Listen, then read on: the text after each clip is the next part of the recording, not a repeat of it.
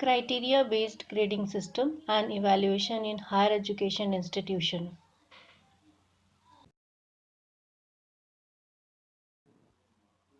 Current examination system. In today's scenario, higher education in India is largely examination oriented. University at the end of every term conduct the examination, which are usually based on the question paper, which test only the memory recall as a skill. Most institutions follow the absolute grading system, which is a simple procedure wherein the marks obtained by the student correspond to a specific grade and grade point. It reflects the student performance in a particular course. There is a very little weightage of 10 to 30% on internal evaluation, and the maximum weightage of about 70 to 90% is given to the end term examination. It is evident that in most of the cases, the certificate degree holders of graduate level, postgraduate level, and the PhD level are not coming out with the desired level of knowledge and expertise, and they are subjected to undergo another written examination for placements in public and private sector. Whereas in the Western countries, most of the universities and the institutions of higher education are assessing the students only on the basis of internal evaluation. The method of internal evaluation is wholly accepted by all over the world. The students coming out from these universities and institutions are valued higher than the degree holder of our Indian universities. Here I am mentioning some salient features of National Education Policy 2020 under the section of higher education. It says that all assessment system shall be decided by the higher education institution. Higher education institutions should move to the criteria-based grading system that assesses the student achievement based on the learning goals for each program, making the system more fairer and the outcome more comparable. Higher education institutions should also move away from high stakes examination toward the more continuous and comprehensive evaluation. Now coming to the criteria-based grading system. The criteria-based grading system is the way to measure the student's level of performance or the mastery of targets or goals on the preset criteria. The assessment of the student is done by defining a target for the student to achieve and then measuring the progress according to how close they come to the target or defined goal.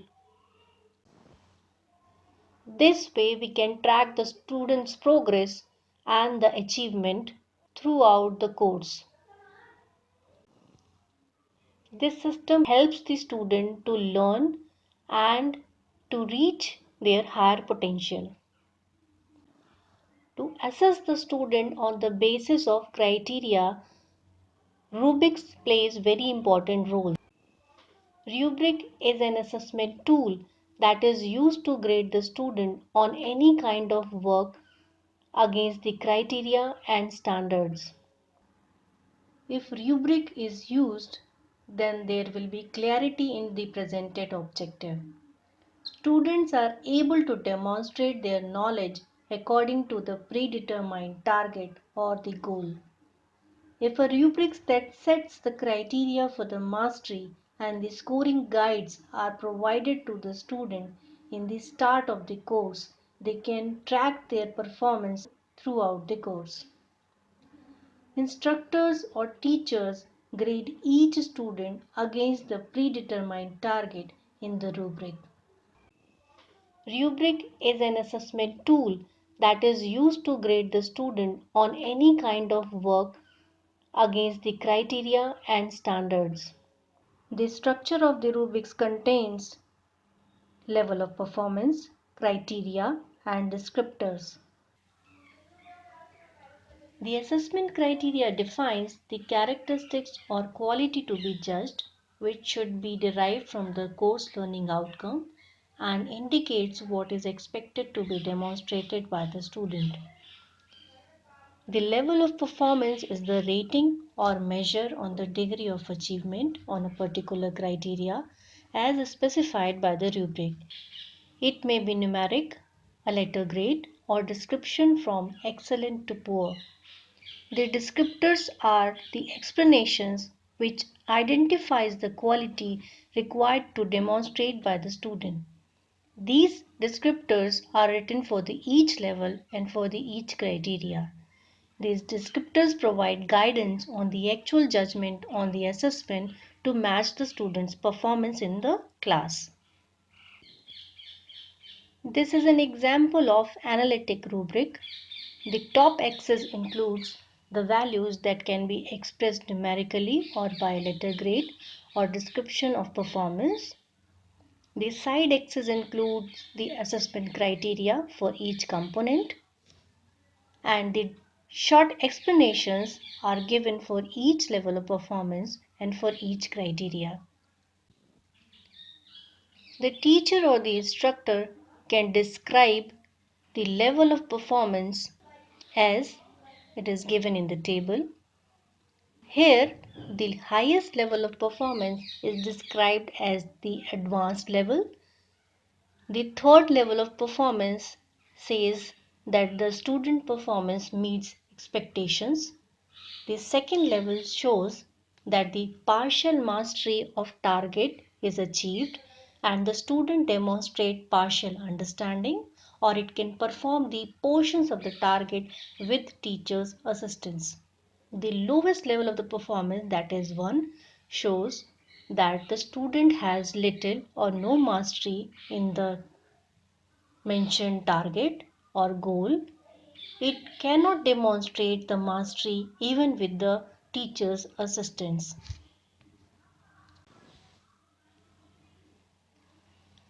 Now let's see an example of assessment of seminar presentation. To test the student performance and mastery in seminar presentation, evaluator decides 3 criteria here. The first criteria is the content of the seminar. The second criteria is the knowledge and understanding of the topic selected for the seminar. And the third criteria is the discussion. 3 levels of performances are also decided by the evaluator. The highest level has rating of 5. The moderate level of performance has a rating of 3. And the lowest level of performance has the rating of 1. Descriptors for each level and for each criteria is also written by the evaluator. Here, the maximum rating for the content is given if the material presented was complete, precise, and well supported by the facts and figures. The mid rating of 3 will be given in the content criteria if the material presented was partially complete and was off topic at some places, whereas the lowest rating 1 will be given if the material presented was incomplete and largely off topic. Similarly, the evaluation of the student will be done under each criteria by the evaluator. Student also came to know where and how to improve in order to achieve the maximum grade or maximum rating. Let's see another example of physics problem solving rubric. Here the 4 criteria: strategic approach to the problem, physics concepts, mathematical concepts, and answer are decided by the instructor. Total 5 level of performance from 1 to 5 are decided to evaluate the student mastery in physics problem solving skill. More level of performance to each criteria will give more clarity about the performance and mastery in the job. It will also motivate student to achieve higher level of performance, where in traditional grading system, once the student gets pass in a subject or course, he is never motivated to increase his performance level. Now here you can see Three levels of performance are given in the strategic approach if the student approach to the problem is valid or correct, and two levels of performances are mentioned for the student if it does not apply a valid approach to the problem. If the student approach is valid with multiple errors that impede understanding, then his performance level will be level 3. If his approach is valid with minor errors that doesn't disrupt understanding, his performance will be at level 4 under the criteria of strategic approach, whereas the approach chosen is clearly shown, clearly written, and all the elements are valid, then it is the highest performance level under the strategic approach criteria. Whereas if the approach to the problem is incorrect, but it demonstrates little understanding of the problem, then the achievement or the performance level will be level 2. And if there is little or no understanding of how to approach the problem, then it will be the lowest performance level of the student under the criteria strategic approach. So here, if the students get the second level of performance or the third level of performance, he will be motivated to move upward to the 4 and 5 level. In this rubric, total of 20 performance levels for 4 criteria are given.